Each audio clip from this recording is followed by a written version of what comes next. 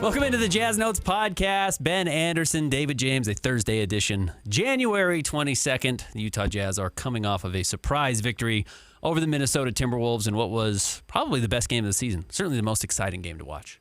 I thought they played fabulously well without Lauri Markkanen in their first one. Without Lauri, I don't know if it's the best game of Keontae's career, but the best scoring game. He's recorded a career-high 43 points, and then, of course, we saw the triple-double from Jusuf Nurkic. I pride myself on watching all 82 games. However, I cannot tell a lie because I'm running for president against George Washington. Okay. And he doesn't tell a lie. So it'll be a wash. Going back in time. You're stealing his platform. I am. I don't watch them all. And when they beat Detroit and San Antonio, I was out of town. So I do wonder how this compared to those two because, you know, on the other side of the country, looking at box scores, I was impressed. Yeah. You know, those are two. Arguably, those could be two of the top three teams in the league with Oklahoma City. If Oklahoma City wins the title and beats San Antonio in the Western Conference Final and Detroit in the NBA Finals, no one's shocked. Right. You might disagree, but you wouldn't be shocked. So I thought those were very good wins. But I think the second night of a back-to-back, down going into the fourth quarter, to come up big like that against a good team that had its best offensive player and had its best defensive player, and you beat them. Excellent. Yeah, I don't think it's their best win. I just think it was the best game. It was just crazy to watch. Okay. It was just a really exciting game. I mean, that game I was entertained. had as much entertainment in it as you're going to find in a basketball game. How did In it fact, compare to those Detroit and San Antonio wins? Those were surprising. Detroit is so boring to watch. They're just a boring basketball team Okay. because they're just like they're a classic Detroit team. The defensive, They grind it out. They grind it out. Yeah. Minnesota is like so exciting to watch. Minnesota has a bunch of fun players. Anthony Edwards might be the most watchable player in the NBA. He got hot. He was in a groove there for a while. And he's good. Yeah. Yeah. And Keontae outdueled him. I mean, truthfully, in those games where you're going to win with a big offensive performance, Keontae was better than Anthony Edwards. And Ant's a much better defensive player, don't get me wrong. He's a better player overall, but Keontae can win you types of games like that now. Yes, and that's a step forward. So as far as the improvement, I love where it's going. You can see it. You can't see it all the time, partly because of the lineups we play. We can get into that. I do wonder what the ceiling is. And, of course, any talk about this ceiling is like, well, you don't know what kind of moves Austin Ainge is going to make. So, you know, like they've got to be a much better defensive team if they want to go anywhere near a conference final. Yep. Now, presumably they would get Kessler back, although he has to be signed, and it's going to be intriguing. They can't spend money on all these young guys. They got to figure out who they're going to pay, who they're not, which guys can, like, they get to a zone where the guy may not love it, but he can live with it, right? And other guys who maybe – I'm out. Yeah. You know? Yep. So you got to figure that out, and you got to, like Oklahoma City, you got to keep bringing in young guys. Well, but before you pay Walker, he's got to be on the team. Yeah. See? 2 weeks from today's the trade deadline. We don't know. We don't know who's going to be around. I would imagine Walker's still here, but I would too. I know there's been interest in Walker around the NBA. And if you're a lottery team who needs a starting center next year and doesn't want to hurt your lottery position, Walker makes a ton of sense. If your name's not Cooper Flagg or I was going to say Luka Doncic, but even Luka's already been traded. So that's just a great example. Right. Great example of you've got to be awfully good to not be tradable. So, and I don't think it's going to be a busy trade deadline for the Jazz, but we'll talk about that more over the next couple of weeks. And maybe you and I, even 2 weeks from today, will have a reaction pod as the trade deadline goes final. Well, just real quick, it's what Austin said in the summer. He came on the morning show with PK and I, and we kind of pushed a little bit, got into it, and he finally said, hey, trades, you know, you'd like them to be about talent. He says, but now trades are mostly about contracts. Yep. There's too many teams up against the second apron. And until the cap grows and until some of the players who are widely overpaid, their contract ends and people get a little breathing room, this is the way it's going to be. So I don't know about a wild trade deadline for anybody, let alone the Jazz. The name I have consistently thrown around for the Jazz in a trade is Anthony Simons from the Boston Celtics for Jusuf Nurkic. And it's just purely for contracts. I mean, Anthony Simons expires this year as well. The problem with Jusuf Nurkic is he can have a triple-double and win you a game over the Minnesota Timberwolves when you're trying to win 8 games the rest of the year and you win 14, and 14 is too many to hold on to your draft pick. So that really does matter. You know, you trade Nurkic to get a lottery pick. You trade him to hold on to your lottery pick, and then maybe because in this scenario you were to save Boston $30 million because of the savings they would get on their repeater tax, that's where there is value. This is the place to dig deep into the minutia that maybe doesn't work on radio. But the people here are hardcore and way into it. And you're good at this kind of stuff. I try to be. No, you are. It doesn't mean you're perfect, but you're good at it. Thank you. So Nurkic. I strive to be imperfect. Don't we all? It's kind of fun. It's so easy to do. Nurkic can get the DNP CD, DNP coach's decision, without them getting fined, right? You can probably rest him however you want. He's never made an All-Star game. See, that's what I thought. It doesn't even matter. Right. Yeah. So it's like they don't have to trade him. No, they don't. And They can just sit him. look, they might like Nurk. I like Nurk. If I needed a backup center next year, and I was going to go, that's what he was. and I was going to make a push for the playoffs, I thought he Nurk was, would be at the top of my list. but maybe they want him next year. Now, with Kessler back, presumably he should be, and this is a whole nother debate, he should be 12, 15, 18-minute guy. But he's doing a pretty good job against starting centers in the NBA. How do you think he'll treat backups? right. And the Jazz like what he does for their And team. good enough to start when Kessler needs a night off for illness, injury, wear and tear, whatever. Well, and to go back, one of the major flaws with the Quinn Snyder teams that I just absolutely hated, I didn't understand why they did it, but they thought, how do we get Rudy Gobert on the floor for 48 minutes? Well, let's go sign a backup center that plays just like Rudy Gobert, and it was Hassan Whiteside or whatever. It was just like, Or getting Derek Favors the second time. no. Have a different gear. Do something else. Have a different look that you can put out there, because once they solve your one look, there's nothing you can do to fix it. So you're saying if you're going to bring in 3 or 4 relievers at the end of a baseball game, maybe one of them should be left-handed. Yeah, have a left-handed maybe guy. not 4 right-handed guys. Yeah, not everyone should pitch the same way. Right. So, yeah, if you have Walker, who is a rim-rolling, screen-and-roll big man, maybe if that's not effective in a playoff matchup or in Game 32, and you can go to Yusuf Nurkic, who's a very good player, for 18 minutes and just run high dribble handoffs and space the floor out just to get your shooters going or to get your guards going a little bit. Maybe that's really valuable, and maybe that's way more valuable to you, especially if you're just going to sit him down the stretch and just say, hey, we love you. We're going to pay you in the offseason.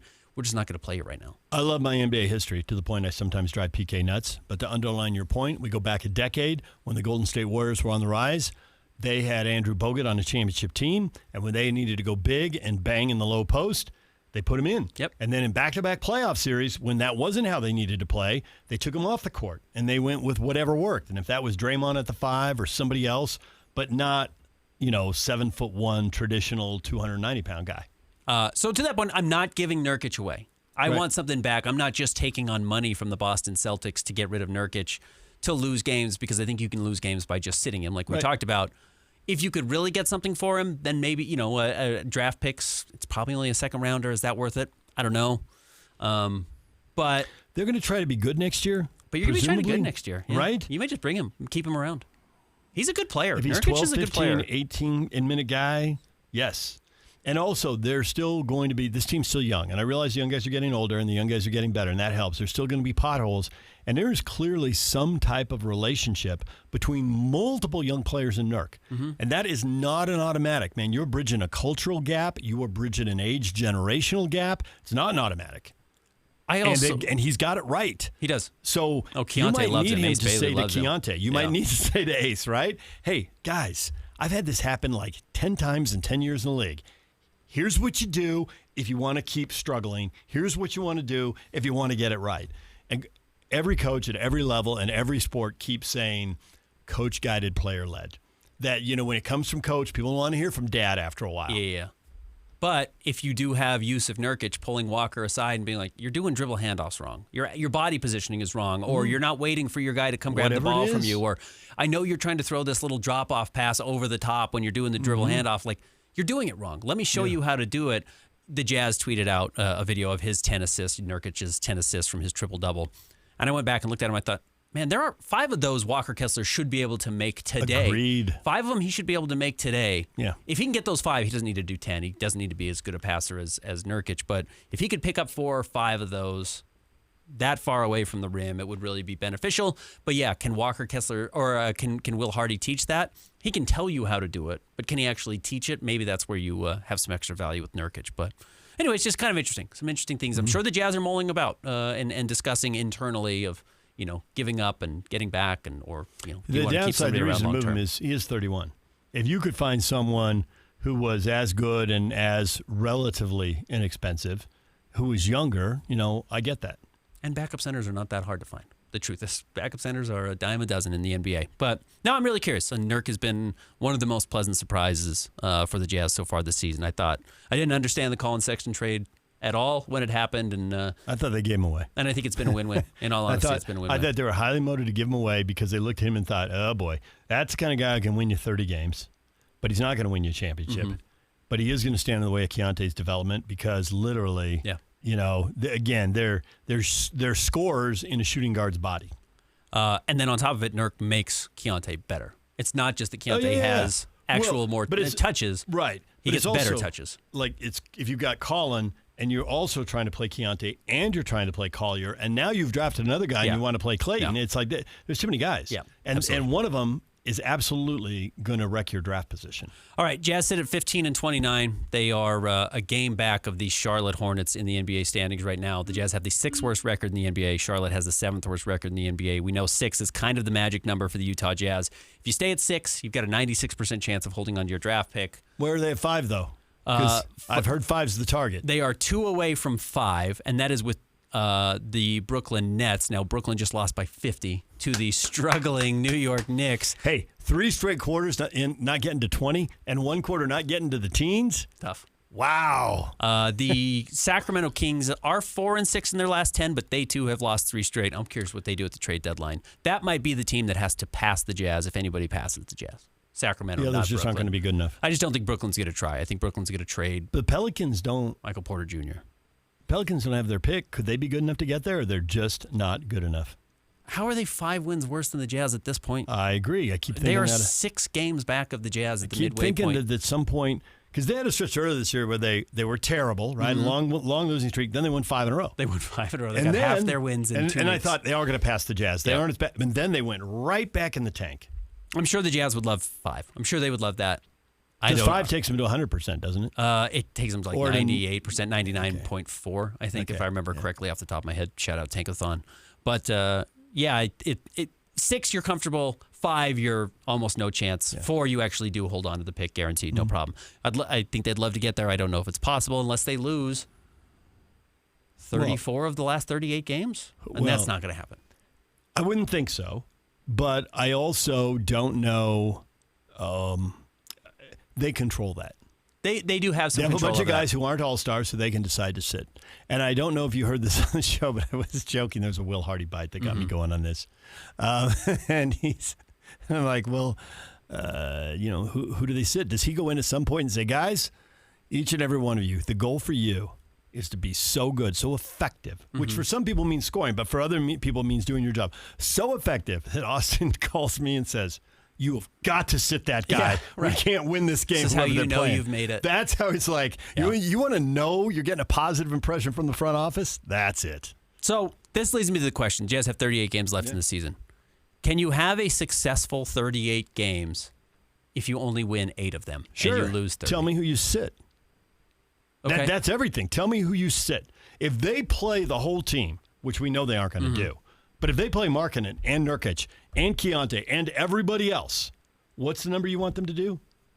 The number I think they have to feel comfortable is probably no more than 10 wins with 38 left, but I think 8 wins would probably be a number they're very comfortable with. Okay, so obviously they should win 8 if they play their guys. Easily, now, the only way to get to 8 and 30, now tell me how many guys you're willing to sit. Now, you got to be careful with Markkanen. He's an all-star. There's certain situations. You can sit him every game at home if you want to, but you just can't sit him on the road. Okay, so we may never see Markkanen in the Dell Center this year. Seriously, because he's playing really well. Yeah. Right? Keontae, maybe at that point. And obviously, when they make the team smaller, Nurkic is like what's the game? Jenga, right? Where you stack the blocks. Yeah. Like Nurkic, when Kessler's hurt and Markkanen's out, if you pull Nurkic out, there's the tower falls. The tower falls. Yeah. The tower's gonna fall. But maybe they need to start sitting Keontae. Maybe they need to start sitting Flip.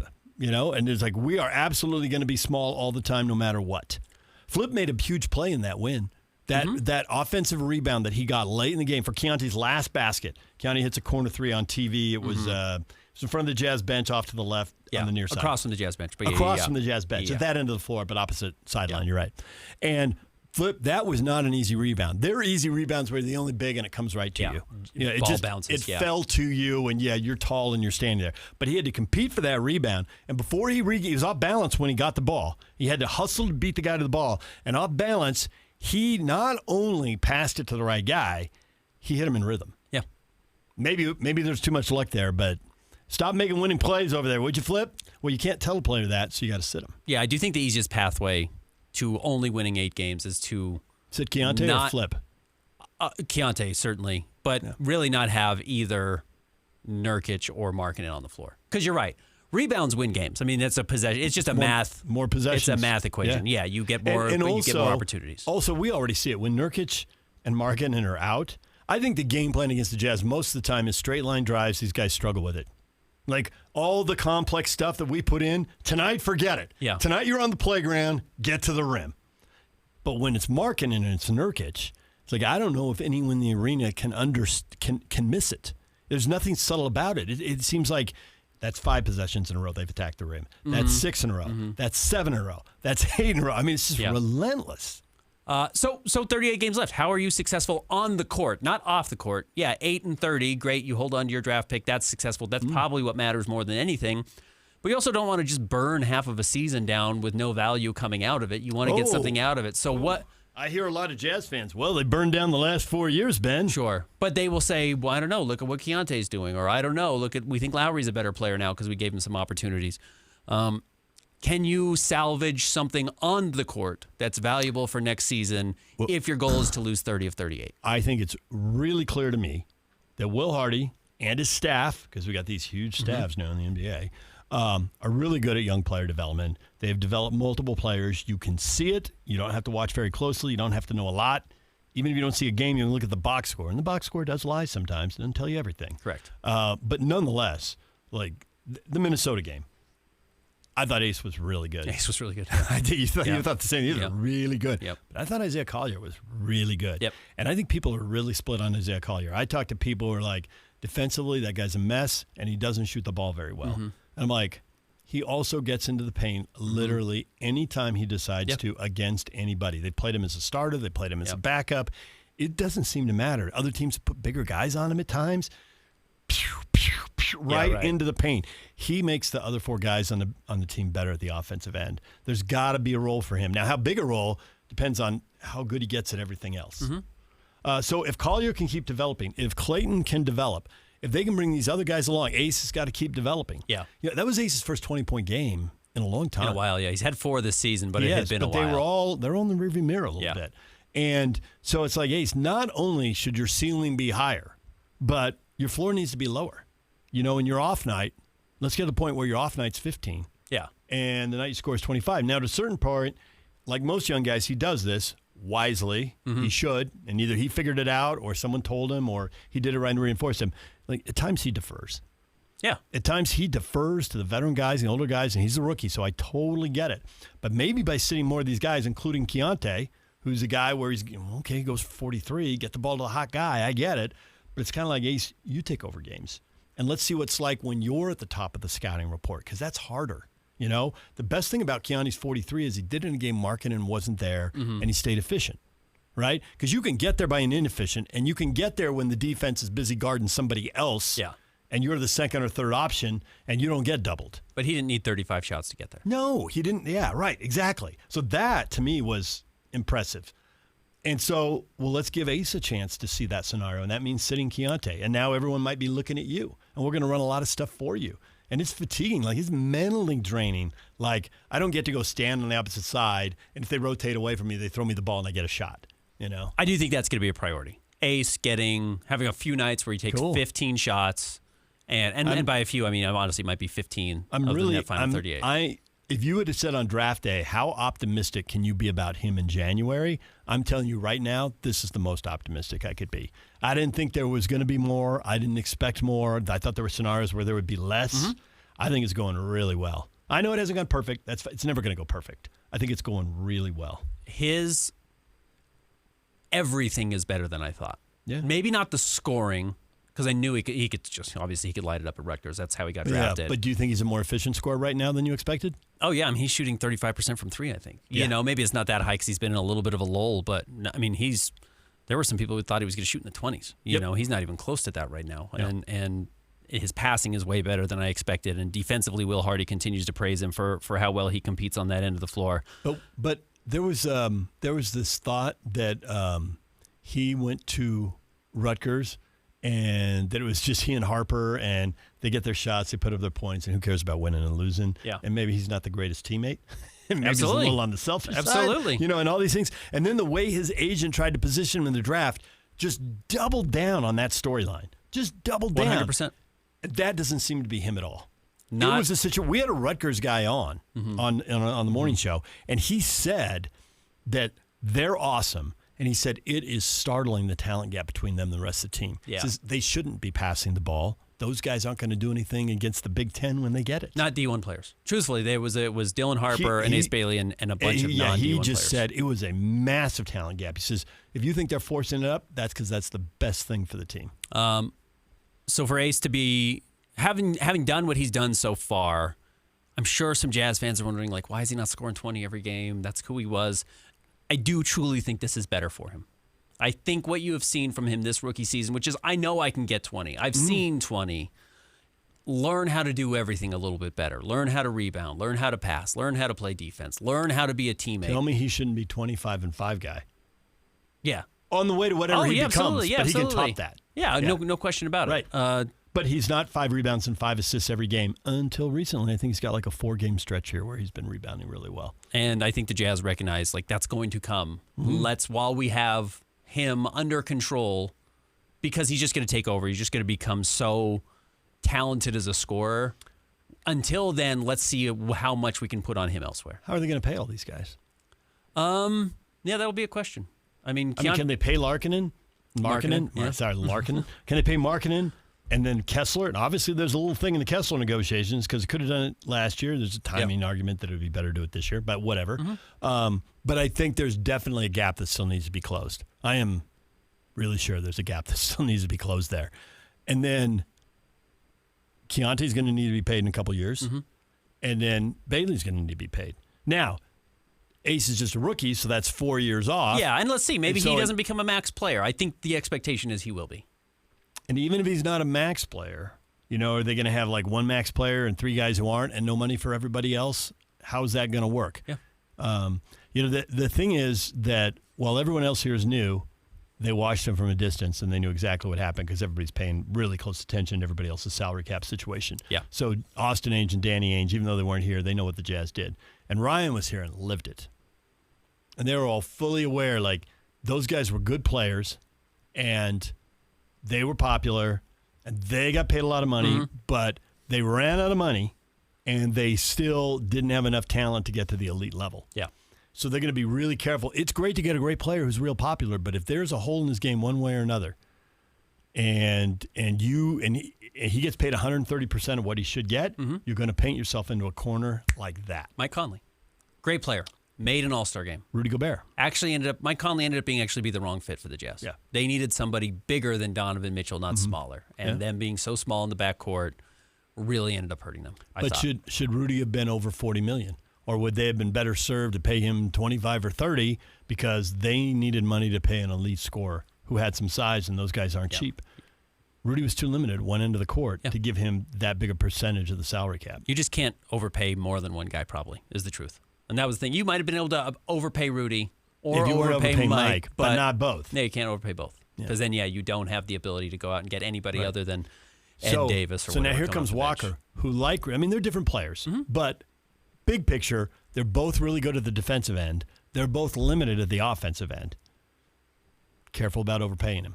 And I think Danny Ainge knew it. I think Austin Ainge knows it. And I think Ryan knows it. I have been saying I think the Jazz are going to invest in this team in the offseason and try and go out and get some veterans and start building out. I will be curious if they do the thing, which I is clearly done for a reason. It's not laziness. It is actually front offices being prudent in how they do their jobs. They could absolutely say, our free agent addition this summer is Walker Kessler. That's our addition to the roster. We didn't have him all of last year. We like the development that we saw.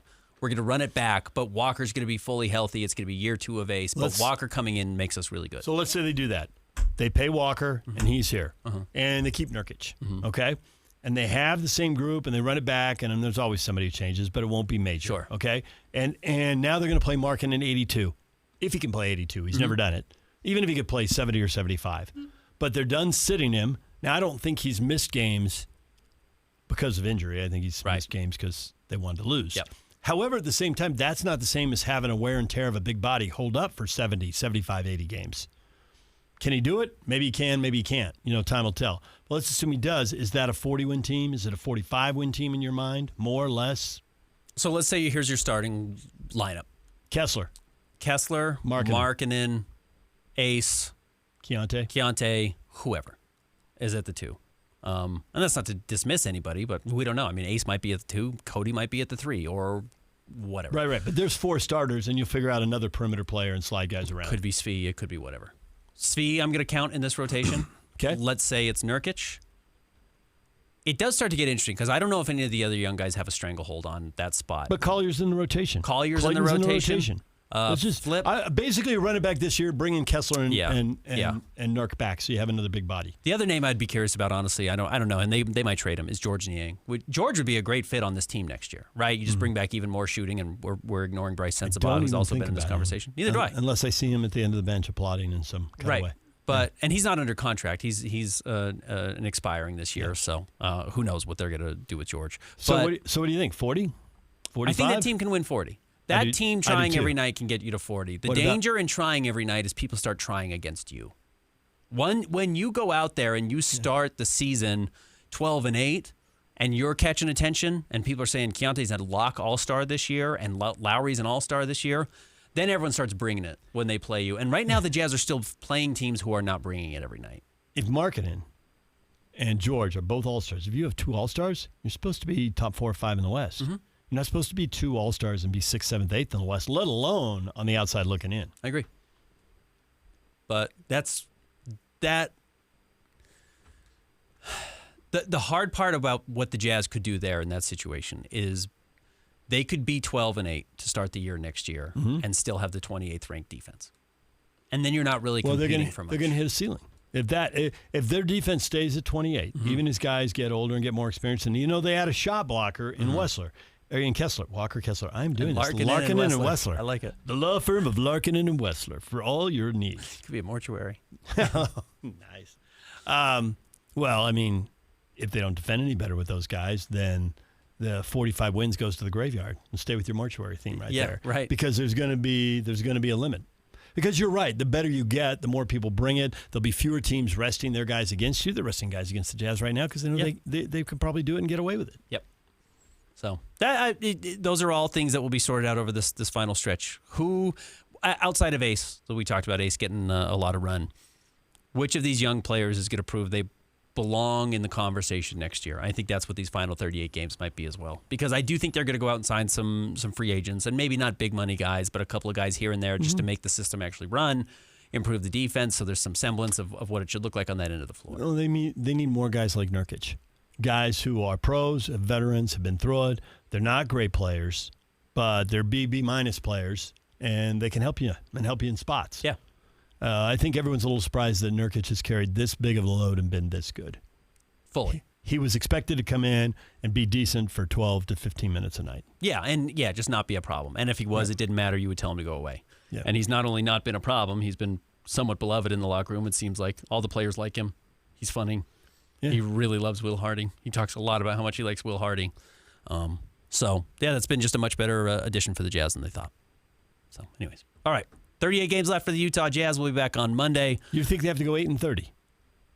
I think they'd like to go 8-30. I think they're probably more likely to go 10-28. Okay. Which is still hard. That's a major fall off from where they are right now. Right now they're winning about 1 every 3 games. Yeah. They're 15 win and 29. 1, lose 2 and 3. They have to win 1 and lose 3. That I know that doesn't sound like a lot. It's kind of a dramatic drop. So just this homestand alone, you think there could be trouble? Because they're obviously much better at home than they are on the road. The home road splits are clear. You probably had room comfortably to win one of these home games, and you wasted it on Minnesota.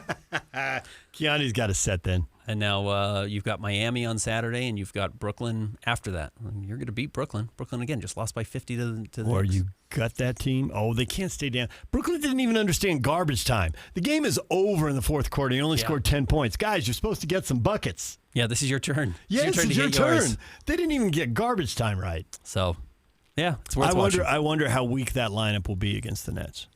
Or maybe they just come out and cream them and then say that was it. That was the end of your run. That was the one. When you lose 3 in the middle, but you we're say, sitting you for everybody else. They did not think they were going to beat Minnesota, is my guess. I get it. I don't think that was the expectation. I agree. Yeah. Yeah, I think there's, everyone's playing nice on the outside, but on the inside, I think there's more tension and angst over that than you would think. All right, catch DJ with Patrick Canahan, DJ and PK, 6 to 10, right before my show. 10 to 10 to noon. noon. Yeah, Jake and Ben. Jazz Notes will be back on Monday. We should tell people, Jazz Ticket Tuesdays, if they're not locked into this, we're giving away tickets every Tuesday, every hour on the half hour. Yeah. If you want free tickets to a game, Listen make sure to you're here on Tuesday. Listen to the zone. Have the phone, have the number programmed in. Be ready to go. Do you know the number off the top of your head? Nope. So you got to listen. Exactly. I give it then. That's 855 Summit ends in zone. 575 zone. Right?